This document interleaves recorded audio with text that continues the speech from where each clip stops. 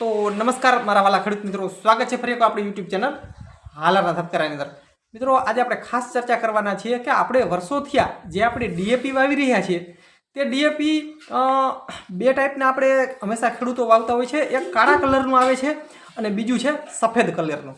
હવે કયું ડીએપી સારું, સફેદ કલરનું ડીએપી સારું કે કાળા કલરનું ડીએપી સારું? મિત્રો આના વિશે આપણે થોડીક ચર્ચા કરીશું. ત્યારબાદ મિત્રો જે આપણે ડીએપી જે આપણે બંને જે ડીએપી આપણે લઈએ છીએ તે ખરેખર ડીએપી ઓરિજિનલ છે કે ડુપ્લિકેટ છે, એટલે કે અસલી છે કે નકલી છે, તે પણ આપણે ઘરે જ મિત્રો પ્રયોગ કરી શકીએ છીએ. તેના વિશે પણ મિત્રો થોડીક ચર્ચા કરીશું. એટલે ખાસ મિત્રો વિડીયો આજ ખાસ બનવાનો છે. અને બીજી વસ્તુ એ ખાસ કે બંનેમાં જે મિત્રો ટકાવારી જે આવે છે તે કાળું ડીએપી હોય કે સફેદ ડીએપી હોય, બંનેમાં નાઇટ્રોજન અને ફોસ્ફરસ 1846 આવે છે. એટલે કે એ જેની ટકાવારી છે તે બંનેમાં સેમ છે, એટલે એમાં ટકાવારીમાં કોઈ ઝાઝો ડિફરન્સ છે નહીં.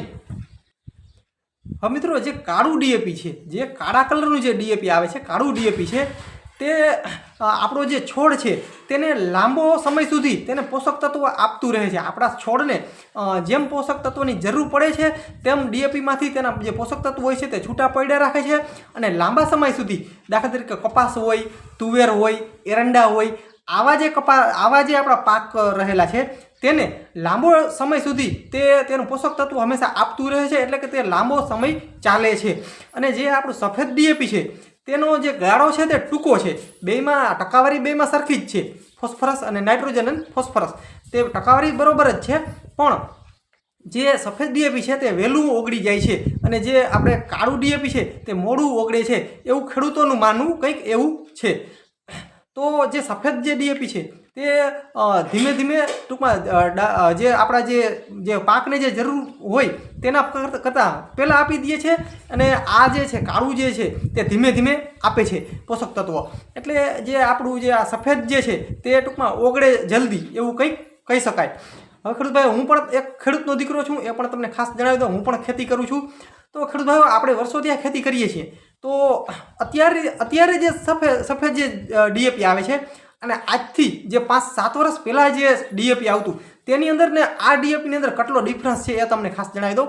ખેડૂતભાઈઓ, આજથી આપણે 5-7 વર્ષ પહેલાં જે આપણે બાજરી વાવતા તેનું જે ભોથું થાય ને તે ભોથું આપણે છેલ્લે ઉપાડતા ને તો જે આપણે જે સફેદ ડીએપી છે ને તે એમનેમ નીકળતું, એ ઓગળતું નહીં. એટલે કે એની જે ટકાવારી હતી ને તે સારી હતી. પણ હાલની અંદર મોંઘવારી ક્યાંક ને ક્યાંક વધી, તો ક્યાંક ને ક્યાંક ડીએપીની અંદર પણ એની જે ટકાવારી છે તે ઓછી આવી રહી છે. અત્યારે તમે કોઈ પણ પાકની અંદર તમે નાખશો ને 4 મહિના કે 6 મહિના પછી તમે તે પાકને તમે નીકાળશો ને ત્યારે અંદરથી ડીએપીનો દાણો તમને જળશે નહીં. પણ આજથી જે ખેડૂતોને ખબર હોય તે કોમેન્ટ કરે, આજથી 5-7 વર્ષ પહેલાં આપણે જુવાર વાવી કે બાજરી વાવી, તેની અંદર જે તેના ભોથા હોય તેને આપણે પાછા મિત્રો ફરી વખત નીકાળીએ ને તો અંદરથી ડીએપીના દાણા જોવા મળતા. કેમ કે તે ડીએપી કઠણ હતું, એટલે કે સારું હતું, તેની ક્વોલિટી સારી હતી. અત્યારના ડીએપી ક્યાંક ને ક્યાંક નબળા આવી રહ્યા છે. એટલે કે આ ડિફરન્સ ખાસ જોવા મળ્યો છે. અત્યારે જે આપણે સફેદ ડીએપી છે તે જલ્દી ઓગળી જાય છે. હવે ખેડૂતભાઈ, કોઈ પણ ઉપકરણ વગર, કોઈ પણ લેબ વગર આપણે ડીએપી જે છે તે ઘરે ચેક કરવું હોય તો શું કરવું પડે? અસલી છે કે નકલી, તેને કઈ રીતના જાણવું? તો ખેડૂતભાઈઓ, ખાસ આપણે ગેસ ઉપર કે આપણા બર્તણ ઉપર આપણે જે ડીએપી લઈ, સફેદ ડીએપી કે જે હોય તે લઈ અને તેને ગરમ કરવાનું. હવે તમે ગરમ કરશો ને તો પહેલી વખત શું થશે ખબર છે? જે આપણું ડીએપી છે ને તે થોડુંક ઉપસશે, ઉપસી અને મિત્રો પીગળવા માંડશે, એટલે કે મલાઈ જેવું થઈ જશે. તો સમજી લેવાનું કે આપણું જે ડીએપી છે તે ઓરિજિનલ છે અથવા તો અસલી છે. પણ એની જગ્યાએ જો તમારું ડીએપી ઓગળતું નથી અથવા તો થોડુંક ઓગળ્યું, 50% ઓગળ્યું, બાકી ઓગળતું નથી, તો આપણું જે તમારું જે ડીએપી છે તે ભેળસેળવાળું હોઈ શકે. એટલે મિત્રો આ એક ઉદાહરણ છે. બીજું મિત્રો, આપણે તપ હોય, તપમાં આપણે કદાચ છે ને આમ થોડીક વાર રાખીએ અને આમ કરશું ને તો તે ધીમે ધીમે આમ થોડુંક નોર્મલ ઓગળી જશે. અને જો મિત્રો ભેળસેળવાળું અથવા તો રેતીવાળું કે હશે તો તે ઓગળશે નહીં. એટલે આવા 2-3 મિત્રો કારણ છે કે આપણને જાણી શકાય છે કે ડીએપી નબળું છે કે સારું છે.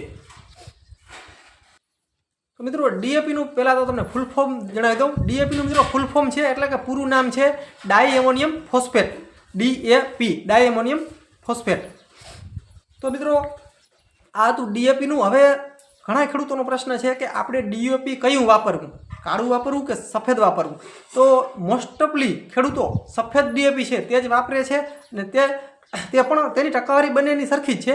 પણ મગફળી જેવા જો પાક હોય તો તેને કાળું ડીએપી ન વાપરવું, તેની અંદર સફેદ ડીએપી વાપરવું, કેમ કે તે પણ સારું એમાં પરિણામ આવે છે. અને કાળું ડીએપી પણ વાપરી શકો, પણ લાંબા ગાળાનો પાક હોય તેની અંદર કાળું ડીએપી છે તે ખેડૂતોનું માનવું એવું છે કે કાળું ડીએપી સારું કામ આપે છે. તો ખેડૂત ભાઈઓ, આપણી આજે ખાસ ચર્ચા હતી કે ડીએપી કયું વાપરવું અને તેની જે ચકાસણી છે તે કેવી રીતે કરવી ઘર બેઠા. તો મિત્રો, આજનો વિડીયો ખાસ આટલું જ હતું. ખેડૂત ભાઈઓ, વિડીયોની અંદર તમને જો કંઈ માહિતીની અંદર તમને જાણવામાં બરોબર જાણી ન શક્યા હો તો ખાસ કોમેન્ટ કરજો. અને મિત્રો, આ વિડીયો સારો લાગ્યો હોય તો આપણા વાલા ખેડૂત મિત્રોને ખાસ શેર કરી નાખજો. અને મિત્રો, વિડીયોને લાઇક કરી અને શેર ખાસ કરી નાખજો, જેથી કરીને આપણા વાલા ખેડૂત મિત્રોને આપણો વિડીયો ત્યાં સુધી પહોંચી શકે અને તેને પણ ડીએપી ખાતર વિશેની ક્યાંક ને ક્યાંક માહિતી થોડી ઘણી મળી રહે. મિત્રો, હું પણ તમારા જેવો ખેડૂતનો દીકરો છું અને ખેતી કરું છું. એટલે મિત્રો, ખાસ આપણે કોઈ ઓલું નથી કે ઓલી માહિતી ખોટી આપવી કે આ આપવું કે એવું કાંઈ છે નહીં. હું પણ ખેડૂતનો દીકરો છું, હું ખેતી કરું છું. અને ખાસ મિત્રો, આપણી ચેનલની અંદર તમે નવા હો તો ખાસ ચેનલ સબસ્ક્રાઈબ કરી નાખજો. તો મિત્રો, બસ આપણા અવનવા વિડીયો સાંભળવા માટે આપણી ચેનલ ખાસ સબસ્ક્રાઈબ કરવી જરૂરી છે. મિત્રો, જીરુના A to Z માહિતી આપણી ચેનલના માધ્યમથી આપવામાં આવે છે. ત્યારબાદ ખેતીની મિત્રો અવનવી માહિતી પણ આપવામાં આવે છે અને બજાર ભાવની માહિતી પણ આપણા ચેનલના માધ્યમથી મિત્રો આપવામાં આવે છે. મિત્રો, અમારી ચેનલનો એક જ ધ્યેય રહેલો છે કે ખેડૂતોને 2 પૈસાનો ક્યાંક ને ક્યાંક ફાયદો થાય, એ જ અમારી ચેનલનો ખાસ ધ્યેય રહેલો છે. મિત્રો, બસ જય સિદ્ધનાથ મહાદેવ. મિત્રો, મળીએ આગલા વિડીયોમાં. ત્યાં સુધી રજા આપશો.